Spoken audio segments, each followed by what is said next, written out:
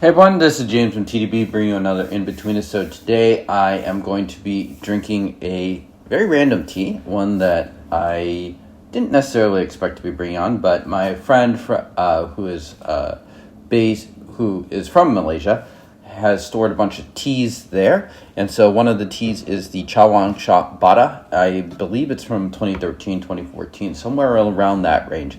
So really rare opportunity to try some Western boutique tea that has been stored in Malaysia. I actually just did a comparison with some Pacific Northwest tea that's right around the same age range. So yeah, we're not totally sure on which year it was, so we're estimating it like 2013-ish. And so, yeah, not a fancy tea by any means. I think this tea was quite inexpensive. It was a 200 gram Bing. We're thinking it's like between $10 and $20, something like that. But really want to look at this under the lens of storage, what Malaysian tea has done. Kind of a secondary objective, I would say, is to think about Bada. So Bada is an interesting area. Chawangshop actually happens to press a lot of Bada randomly. I was trying to find this production there and figure out which year it was, but it's no longer listed. But they have a lot of tea from Bada. Bada is one of those areas where you're not going to explicitly drink a lot of Bada productions or whatever, like you would like Iwu or Montuan or Jingmai or whatever. But it's undoubtedly a tea area that a lot of people have tasted. Why is that? Well, it's commonly blended with Meng Tea Factory teas, usually into blend. So it's a very, very common area to have. Why is it blended? Well, the productions that I've had tend to have a very specific character. And so you can blend different things together, like blend Bada with Meng Song or Bulong, and create a little bit more of a layered approach. So a secondary objective here is going to be looking at it and seeing how Bada tea is actually aging and kind of the regional characteristics there. It's from Meng County as well, so it's definitely kind of one of those areas if you are focused on Chawangshop Bada grown tea as I try to be, then this is definitely something that you probably tasted something from Bada before. So yeah, let's get into... All right, here we go. So I've had this tea once before with Meng, who just brought it back from Malaysia. He had it just shipped straight from Yunnan to Malaysia when he bought the tea. So it's definitely had a good amount of time there. When we had it, it had a very particular taste to it, but it didn't taste like it was, fully matured and ready to go necessarily. So still some time to go. So yeah, let's get into it. I gave it a rinse already. It has kind of like this sweet tobacco smell to it.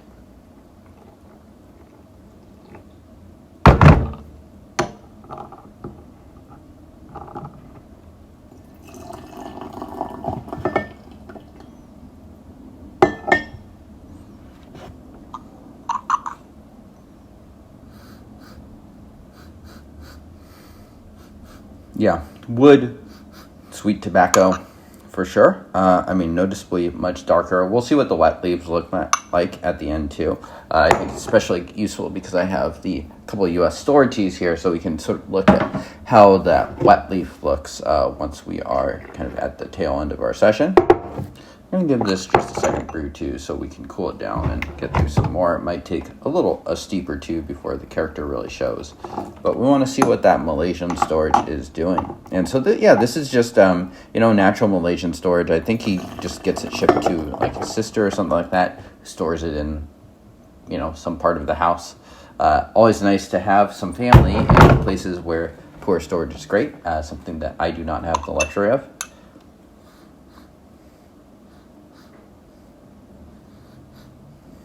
Yeah, continuing on that aroma. So pretty consistent aroma for at least these first couple. Cheers.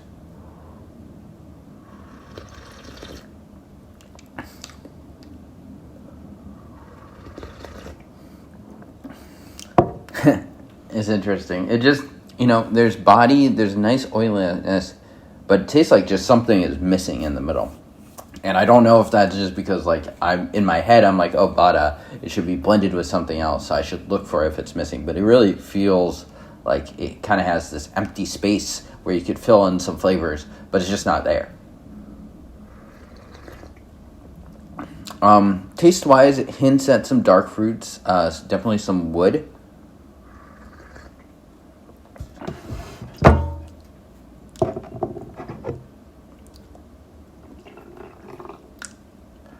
still drying for sure.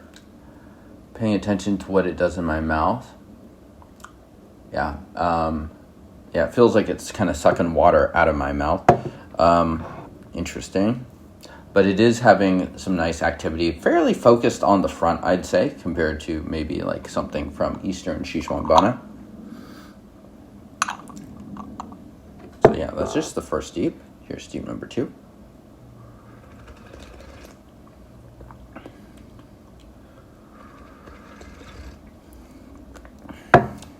Tobacco, wood, this steep is really tasting like it smelled. It is filling in a little bit of that kind of gap that I was talking about as far as flavors go. So I think the just overall flavor intensity has picked up. It hints at fruits, but it's not fruity. It has a bit of sweetness, but it's not a sweet tea.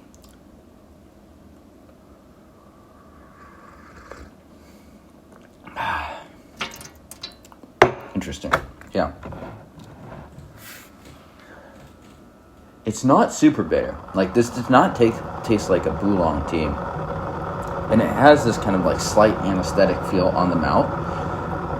I usually associate that with higher end tea, so that's kind of interesting. No mouth cooling or anything like that happening yet.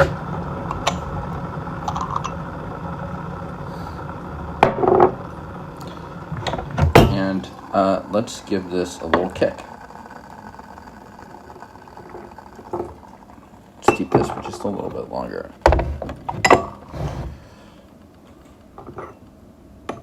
Okay, and then we will see how this one is, and then we will go from there.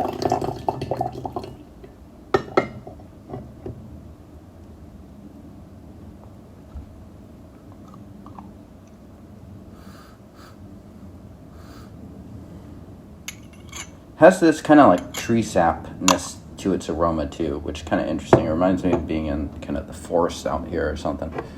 So yeah, it's a darker color than the Xiangmings that I just brewed.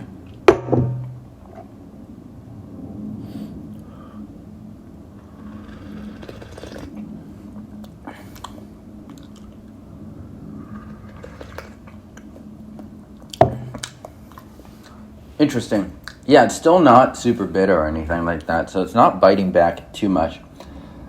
I do feel like I can see why the Bada is often blended from a tea like this. It just feels like it could use even just one more component would add quite a bit to this.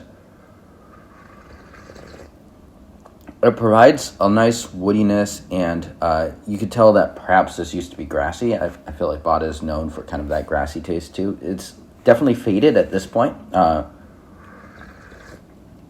Like not grassy at all, which is good because grassiness kind of sucks in my opinion. And gonna do just this last steep here. Going fairly quickly. And yeah, brewing it for a bit longer didn't necessarily make it almost undrinkable or anything like that. So I think we can do that again for this next steep. It did intensify the flavors in a nice way, but it also emphasizes a little bit of what's missing. And I do feel like it could use some of that boulongness, that just upfront punch. The aftertaste game on this is not super impressive either, so it's not exactly like coating like the back of my mouth or anything like that, like a good oolong tea would do. It feels kind of narrow in its focus in that sense. So I definitely feel like this is something that is, well, not bad, is something that could probably do with some blending and, yeah, some further aging as well. I think this tea is probably kind of halfway there to being kind of something that is more drinkable. Cheers.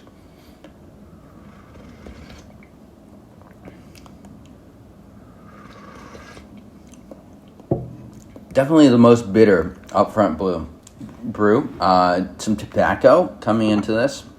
You know, I think I may have actually overdone it. This has some bitterness. It's a little different than oolong bitterness, but not completely. Some tropical fruit coming out of the nose there.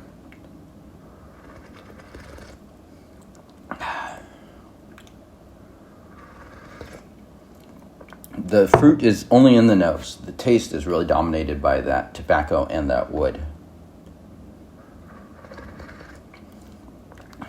Okay, well, I think that just about concludes this. Interesting tea just to examine kind of Bada, the area, as well as what Malaysian storage has done. Again, Malaysian storage isn't necessarily going to make something super drinkable overnight either. It takes time. I mean, something like this, I would still say, needs a bit of time. So, yeah, let's take a look at the wet leaf. I'm going to just let these leaves soak for a little bit, and then we will see what the wet leaf looks like.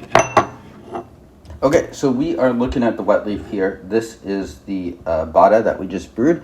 And this over here is the 2013 Chongming that's been stored by me. And this is the 2013 Chongming that is stored by Poor Northwest. So you can see that definitely the Bada is quite a bit darker than those teas as well. So that's, perhaps unsurprising. And you can see there's definitely a gradation with Poor Northwest being the greenest. Keeping in mind that these are different teas too. So yeah, that concludes this Inbetweenisode. Thank you all for tuning in. I will see you all next time. Cheers.